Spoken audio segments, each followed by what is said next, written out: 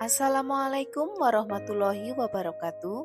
Saya Heni Wahyuningsih, calon guru penggerak angkatan 7 dari SD Negeri 1 Babatan, Kabupaten Banjarnegara.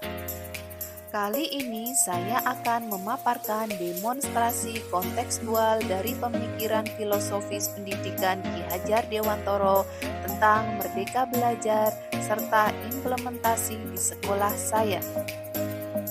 Filosofis pemikiran Ki Hajar Dewantoro. Tujuan pendidikan menurut Ki Hajar Dewantoro adalah menuntun segala kodrat yang ada pada anak-anak agar mereka dapat mencapai keselamatan dan kebahagiaan yang setinggi-tingginya sebagai manusia ataupun sebagai anggota masyarakat. Ada 3 pokok dari pemikiran Ki Hajar Dewantoro dalam perkembangan pendidikan. Yang pertama, pembelajaran yang berpusat pada murid dapat dimaknai dengan bahwa anak dapat memenuhi kebutuhannya dalam mendapatkan pendidikan. Pembelajaran yang berpusat pada anak berupaya memfasilitasi seluruh aspek perkembangan anak secara optimal dengan menekankan pada aspek-aspek pembelajaran yang berorientasi pada perkembangan dan individualisasi pengalaman belajar melalui kegiatan yang direncanakan oleh anak. Pembelajaran dipusatkan pada kebutuhan, minat, bakat, serta potensi yang dimiliki anak, sehingga anak akan merasa nyaman dan bahagia. Kemudian yang kedua, pendidik sebagai penuntun. Sejatinya, pendidik adalah menuntun anak mencapai kekuatan kodratnya, sesuai dengan kodrat alam dan kodrat zaman. Kodrat alam berkaitan dengan sifat dan bentuk lingkungan di mana anak berada, sedangkan kodrat zaman berkaitan dengan isi dan irama.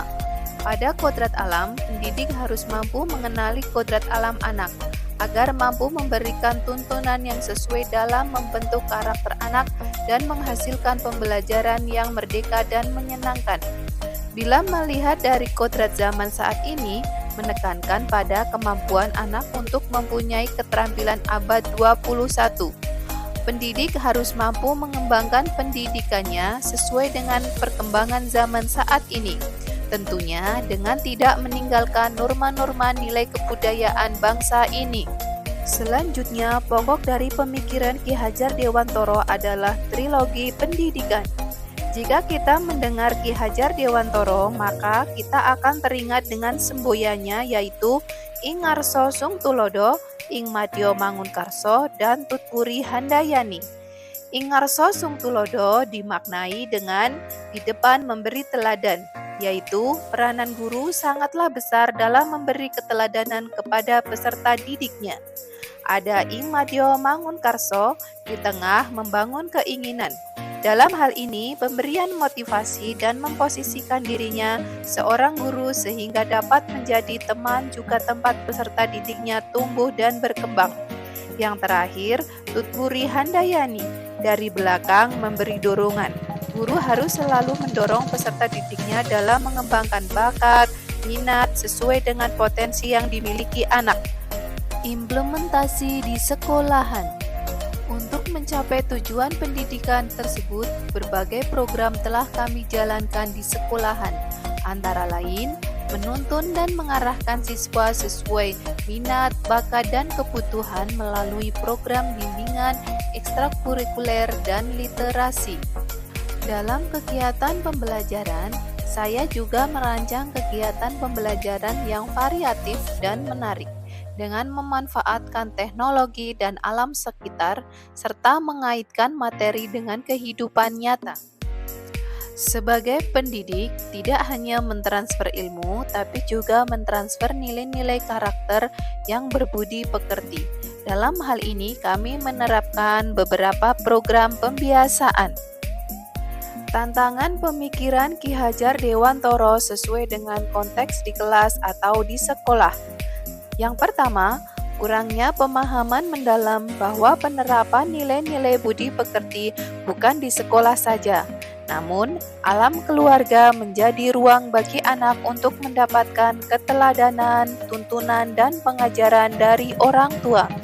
Yang kedua, tuntunan orang tua dalam orientasi pendidikan di sekolah hanya menekankan pada aspek kecerdasan kognisi saja, tanpa melihat bahwa anak memiliki bakat, minat, dan potensi yang berbeda-beda.